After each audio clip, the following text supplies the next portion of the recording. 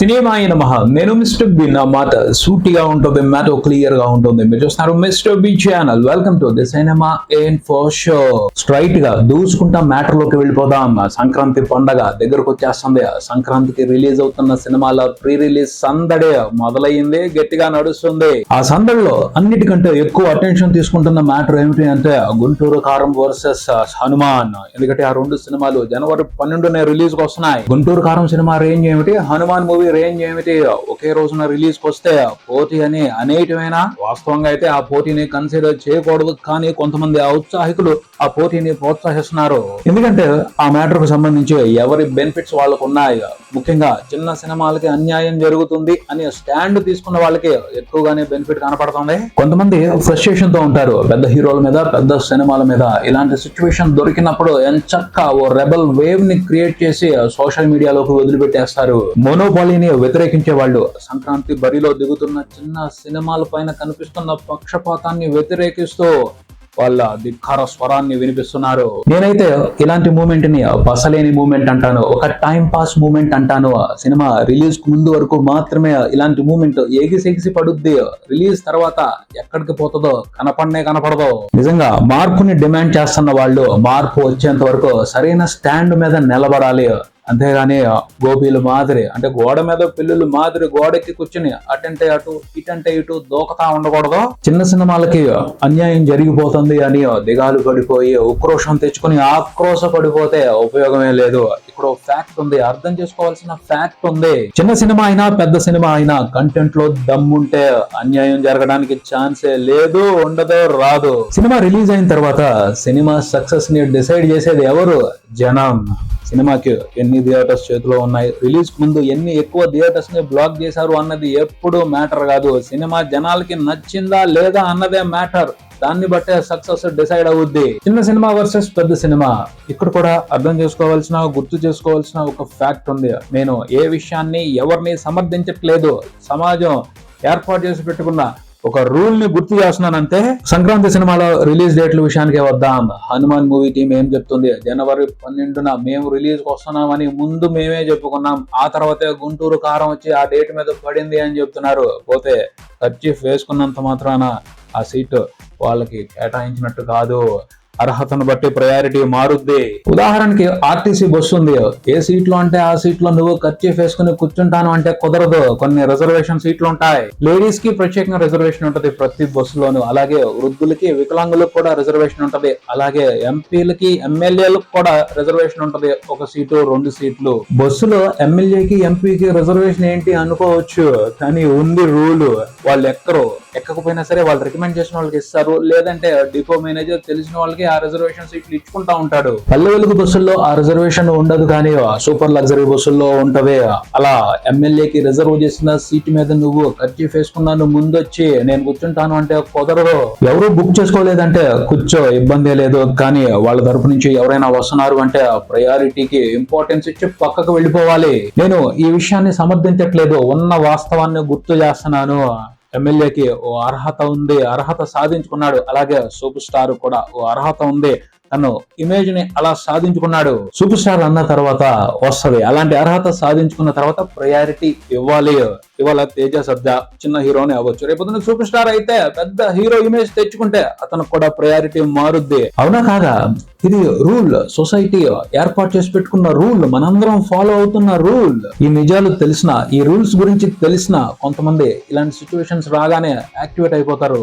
ఎందుకంటే సింపతి అనేది most saleable emotion. చిన్నోళ్ళకే, తక్కువగా ఉన్న వాళ్ళకే అన్యాయం జరుగుతుంది అనటమే ఓ సింపతి ఎమోషన్, సెంటిమెంట్ ఎమోషన్. దాన్ని పట్టుకోవాలా, మాట్లాడాలా, ఏకాలా, ఖండించాలా. అలా చేస్తే న్యాయం ఎంతవరకు జరుగుద్దో తెలియదు, ఎప్పటికి జరుగుద్దో తెలియదు, కానీ ముందు పబ్లిసిటీ వచ్చేస్తుంది. మూవీ టీం ఆ పబ్లిసిటీని వాడుకుంటది. అలాగే అవసరమైన వాళ్ళు కూడా అవసరాన్ని బట్టి ఆ పబ్లిసిటీని వాడుకుంటారు. నా డిమాండ్ ఏమిటి అంటే అవసరాన్ని బట్టి వాడుకుని వదిలేయటం కాదు, నిజంగా మార్పు వచ్చేంత వరకు పోరాడండి. ఇక్కడ అర్థం చేసుకోవాల్సింది ఏమిటి అంటే ఈ హడావిడి అంతా రిలీజ్ ముందు వరకే, రిలీజ్ రోజు వరకే. రిలీజ్ రోజున సినిమాలో ఉన్న కంటెంట్ గురించి క్లారిటీ వచ్చేసిన తర్వాత మొత్తం మారిపోద్ది. అడ్జస్ట్మెంట్స్ అన్ని ఆటోమేటిక్ గా జరిగిపోతాయి. ఒక్క రోజుకి ఈ హడావిడి అంతా, ఈ హంగామా అంతా పోతే ఆ ఒక్క రోజు పెద్ద హీరోకి ఇవ్వాలి. ఎందుకంటే పెద్ద హీరో సినిమా వస్తుంది అంటే బోల్డ్ అంత బిజినెస్ హోల్డ్ లో ఉంటది. 25 కోట్లకి బిజినెస్ జరిగిన సినిమాకి 135 కోట్లకి బిజినెస్ జరిగిన సినిమాకి ప్రయారిటీలో తేడా ఉంటది కదా. ఎంత తేడా ఉంది? 110 కోట్ల తేడా ఉంది. సో ఫస్ట్ రోజున పెద్ద హీరో సినిమా వీలైనన్ని ఎక్కువ థియేటర్స్ లో రిలీజ్ అవటం అనేది అవసరం. ఫస్ట్ రోజున వీలైనంత ఎక్కువగా ఓపెనింగ్స్ ఫుల్ చేసుకోవాలి. లేదంటే సినిమా టాక్ లో తేడా వచ్చిందంటే చాలా జీవితాలు గల్లంత అయిపోతాయి. అసలు రిలీజ్ రోజున పెద్ద సినిమాలకి ఎక్కువ థియేటర్స్ ఇవ్వటం వెనక ఓ రహస్యం ఉంది. ఆ రహస్యం ఏమిటి అంటే భయం. కంటెంట్ తో జాతర చేయటం అనేది నెక్స్ట్ ఆప్షన్.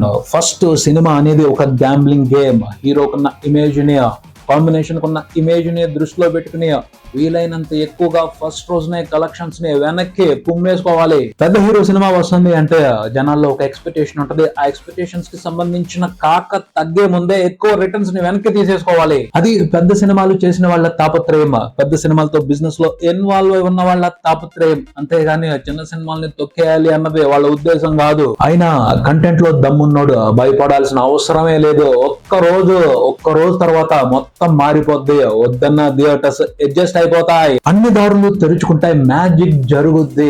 ఎందుకంటే ఆడియన్స్ ఇంట్రెస్ట్ మొత్తాన్ని మార్చేస్తుంది.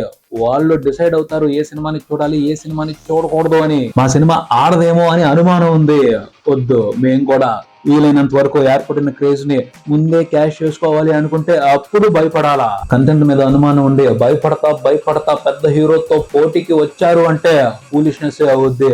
ఎందుకంటే డైనోసార్ పెద్ద హీరో సినిమా తొక్కి పడేస్తుంది, నలిపి పారేస్తుంది సరైన కంటెంట్ చిన్న సినిమాలో లేకపోతే. Hanuman movie producers director full క్లారిటీతోనే ఉన్నారు. మేము రిలీజ్ అయిన తర్వాత ఎర్లీ డేస్ లో వచ్చే కలెక్షన్స్ గురించి ఆశపడటం లేదు. సినిమా కంటెంట్ మీద నమ్మకం ఉంది. సినిమాకి లాంగ్ రన్ ఉంటది, మంచిగా సక్సెస్ తీసుకుంటామన్న నమ్మకంతోనే ఉన్నారు. అలాంటప్పుడు అనవసరంగా అనుమాన పడాల్సిన అవసరం లేదు, భయపడాల్సిన అవసరమే లేదు. హనుమాన్ వర్సెస్ గుంటూరు కారం అంటూ గొడవ చేయడం అనేది కంప్లీట్ గా పబ్లిసిటీ స్టంట్ కిందకే వస్తుంది. హనుమాన్ మూవీ థియేటర్స్ అడ్జస్ట్మెంట్స్ కి సంబంధించి 2 తెలుగు రాష్ట్రాల వ్యాప్తంగా మిగతా చోట్ల పెద్ద ప్రాబ్లం లేదు, కానీ హైదరాబాద్ లో మాత్రమే ఇష్యూ కొంచెం సీరియస్ గా కనపడుతుంది. హైదరాబాద్ లో మొత్తం 96 వరకు సింగిల్ స్క్రీన్స్ ఉన్నాయి. అందులో ఫస్ట్ రోజున హనుమాన్ మూవీకి 4 అంటే 4 సింగిల్ స్క్రీన్స్ ఇస్తున్నారు. ఇక్కడ అర్థం చేసుకోవాల్సిన మ్యాటర్ ఏమిటి అంటే గుంటూరు కారం మూవీకి ఎర్లీ మార్నింగ్ షోస్ పడిపోతాయి, అప్పుడే టాక్ వచ్చేస్తుంది. ఆ టాక్ ను బట్టి కావాలంటే ఈవినింగ్ షోస్ కి సినిమాకి సింగిల్ స్క్రీన్స్ అవసరం అయితే ప్రొవైడ్ చేస్తారు. గుంటూరు కారం మూవీ కంటే హనుమాన్ కి బెటర్ టాక్ వస్తే జరిగే పరిణామం అది. అలా కాదు, 2 ఒకే రకమైన టాక్ తెచ్చుకుంటే వెయిట్ చేయాలి 2-3 రోజుల పాటు. చిన్న సినిమాలు డేర్ చేసి పోటీలోకి వచ్చినప్పుడు కొన్ని హార్డ్ సిచ్యువేషన్స్ ని తట్టుకోవాలి. అప్పుడే unbelievable ultimate magical block buster success ని చూసే అవకాశం ఉంటది. ఇప్పటికి చాలా మంది బ్రహ్మోత్సవం రిలీజ్ టైంలో బిచ్చగాడు మూవీ చేసిన సెన్సేషన్ గురించి కథలుగా చెప్పుకుంటానే ఉంటారు. ఫైనల్ గా సినిమా అంటే కంటెంట్ మ్యాటర్స్. చిన్న సినిమానా పెద్ద సినిమానా అని కాదు. రిలీజ్ రోజు వరకే ఈ హడావిడంతా, ఆ తర్వాత అంతా ఎంచక్క కాంప్రమైజ్ గేములు నడుస్తాయి. అవి పైకి తెలియవు, ఎవరికి అర్థం కావడాను కాదు. మా సినిమాలో యావరేజ్ కంటెంటే ఉంది, మేము కూడా క్రేజ్ ని క్యాష్ చేసుకోవాలనుకుంటున్నాం, జనాల వీక్నెస్ ని క్యాష్ చేసుకోవాలనుకుంటున్నాం అంటే అప్పుడు గ్యాంబ్లింగ్ ఏమే నడుస్తుంది. గ్యాంబ్లింగ్ అంటే అదృష్టం ఎవరినైనా వరించవచ్చు. ఒకడు గెలుస్తాడు, ఒకడు ఓడిపోతాడు. దానికి రకరకాల కారణాలు ఉంటాయి. 2017 సంవత్సరం సంక్రాంతి సీజన్ చూస్తే ఖైదీ నంబర్ 150, గౌతమిపుత్ర శాతకర్ణి, శతమానం భవతి, ఈ 3 సినిమాలు కూడా బ్రహ్మాండమైన బ్లాక్ బాస్టర్స్. విరగబడి ప్రాఫిట్స్ తీసుకున్న ఈ 3 సినిమాలు కూడా లాస్ట్ ఇయర్ ఎబో యావరేజ్ సినిమాలనే బ్లాక్ బాస్టర్స్ చేశారు. కంటెంట్ బాగుంటే 4 సినిమాలకి బ్లాక్ బాస్టర్స్ ఇచ్చేస్తారు. పండక్కి తెలుగు ప్రేక్షకులు అంత ఉత్సాహంగా ఉంటారు. అదే పరిస్థితి. ఎవరు ఎంత అన్యాయం చేయాలి అనుకున్న ఆడియన్స్ కి తెలుసు. వాళ్ళు ఏ సినిమాని ప్రోత్సహించాలో ఆ సినిమాని ప్రోత్సహిస్తారు నిజాయితీగా, అందులో ఉన్న కంటెంట్ ను బట్టి. సో ఎవరికి అన్యాయం జరిగిపోతుందని బాధపడాల్సిన అవసరం లేదు. సంక్రాంతి సీజన్ కోసం వెయిట్ చేద్దాం. ఈసారి సంక్రాంతి సీజన్ లో ఎలాంటి సంచలనాలు జరుగుతాయో చూద్దాం. ఇది ఇక్కడికి మరో వీడియోతో మళ్ళీ వెళ్దాం. ఈ వీడియో మీకు నచ్చితే లైక్ చేయండి, మీ ఫ్రెండ్స్ తో షేర్ చేసుకోండి, మీ అభిప్రాయాన్ని కామెంట్ చేయండి, ఈ ఛానల్ ని సబ్స్క్రైబ్ చేయండి. నేను mister B, you watching mister B channel. Thank you.